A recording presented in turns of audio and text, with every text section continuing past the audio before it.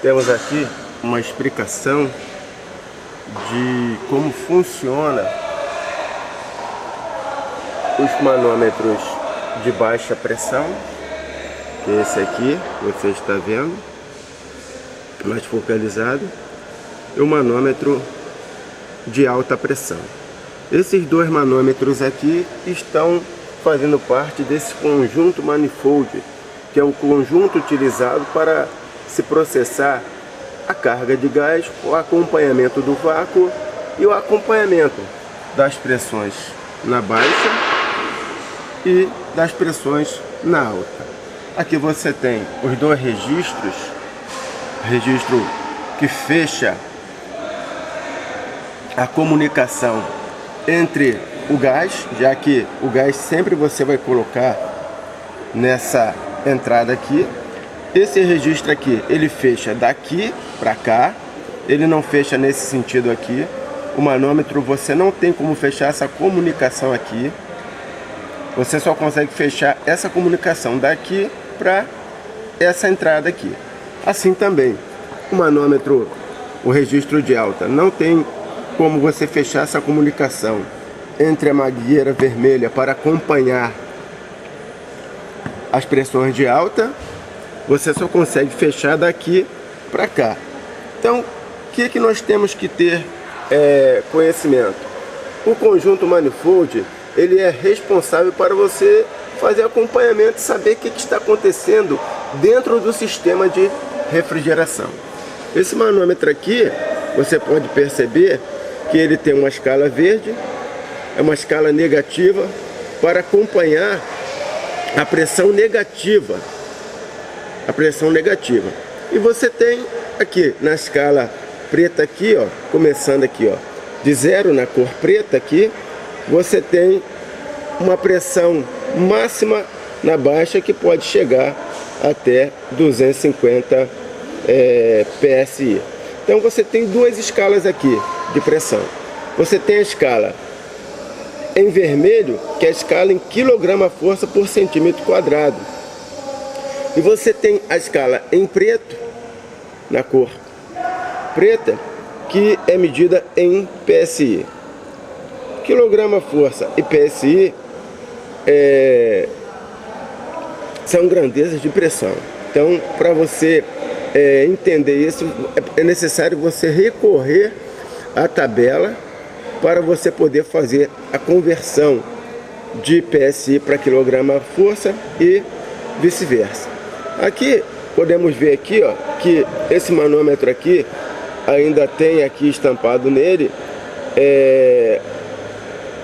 os gases, né, os fluidos refrigerantes, que já não estão mais no mercado por causa do efeito de ataque à camada de ozônio. Então você tem o R15.2, o R12 e o R22.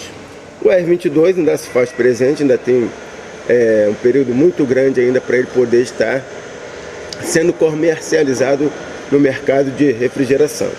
Aqui você tem em azul a escala de evaporação do 15.2, em preto a escala de evaporação do R12 e em vermelho a escala de evaporação do R22. Essa evaporação é em Celsius. O que significa isso? Significa que, no caso, por exemplo, aqui, ó, quando você dá uma carga de gás acompanhando as pressões de sucção no ar-condicionado, você tem aqui uma pressão aqui de 60 PSI. Quando essa pressão do gás está sendo submetida a isso, você tem uma evaporação no R22 aqui, você tem uma evaporação em torno de aproximadamente 1,1 graus Celsius positivo, já que o ar-condicionado no evaporador não pode congelar ali, porque se congelar vai obstruir a passagem e a circulação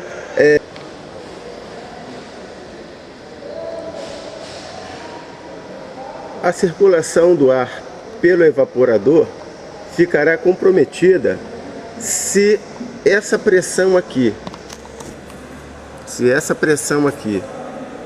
no manômetro de baixa, acompanhando as pressões de sucção, ficar inferior a 60 PSI, porque se ficar inferior a 60 PSI, a temperatura de evaporação fica negativa e começa a congelar.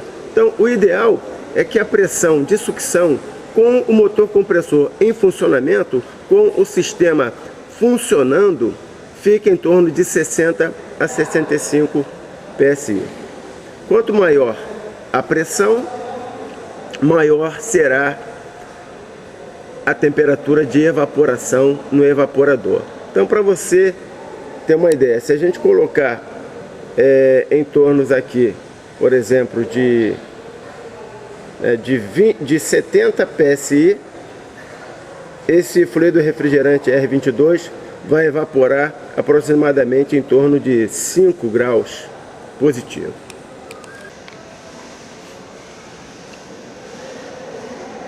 Aqui nós temos o manômetro de alta pressão. A característica dele é na cor vermelha, enquanto que o manômetro de baixa, a característica é na cor azul. Então, esse manômetro aqui de alta pressão é para você acompanhar a pressão de descarga na linha de alta pressão. Essa linha de descarga é a linha que concentra o fluido refrigerante no condensador.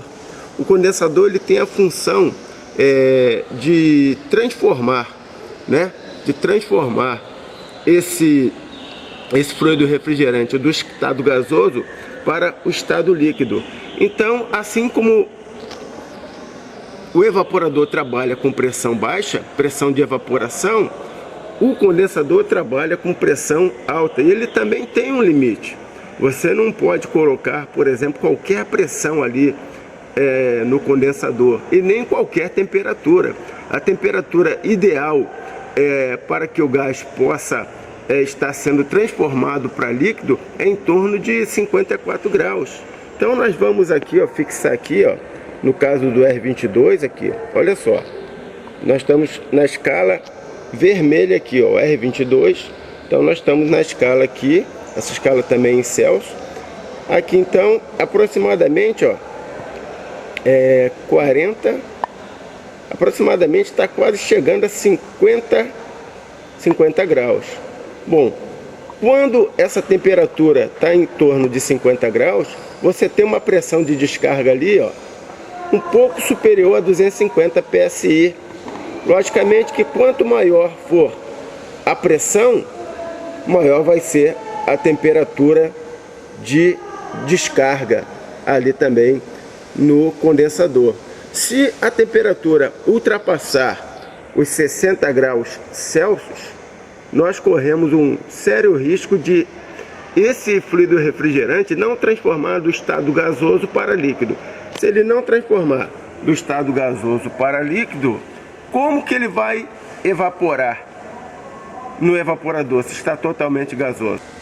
Então temos aqui, finalizando a parte do conjunto manifold, que compreende o manômetro de baixa pressão e o manômetro de alta pressão, que compreende os registros de baixa, registros de alta, e as mangueiras azul, que deve ser ligada na linha de processo ou sucção, amarela, que deve ser ligada na garrafa de gás, e a vermelha para poder acompanhar as pressões de alta pressão aqui.